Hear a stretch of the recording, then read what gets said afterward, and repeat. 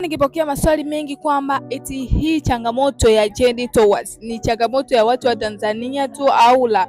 Iko hivi, hii changamoto ni changamoto ya dunia nzima kwa sababu ngono zembe wanafanya dunia nzima.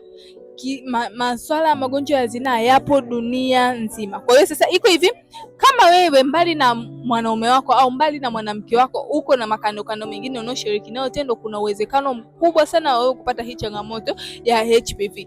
Either uko Tanzania au upo Canada, uko Australia au uko nchi nyingine yoyote, lakini kitendo cha kutengeneza makando unaweza ukajikuta upo na hii changamoto. Kwa solution ni kusimama katika njia moja, kwa sababu ukiwa una hii changamoto then ukaenda kwa shiriki na mwanamke wako alafu ukaja ukaitatua hii changamoto maybe kwa kufahamu, alafu mwanamke wako bado hajaitatua hii changamoto, kuna uwezekano mkubwa hii changamoto kuzunguka katika nyumba yenu, kwa sababu mmoja wapo anakuwa tayari ameshaathirika na anakuwa anakuambukiza mara kwa mara. Kwa kama mshaona mpo na hii changamoto, ni vizuri mkatatua wote wawili, lakini pia baki katika njia sahihi, kwa sababu hili janga ni kubwa zaidi ya HIV.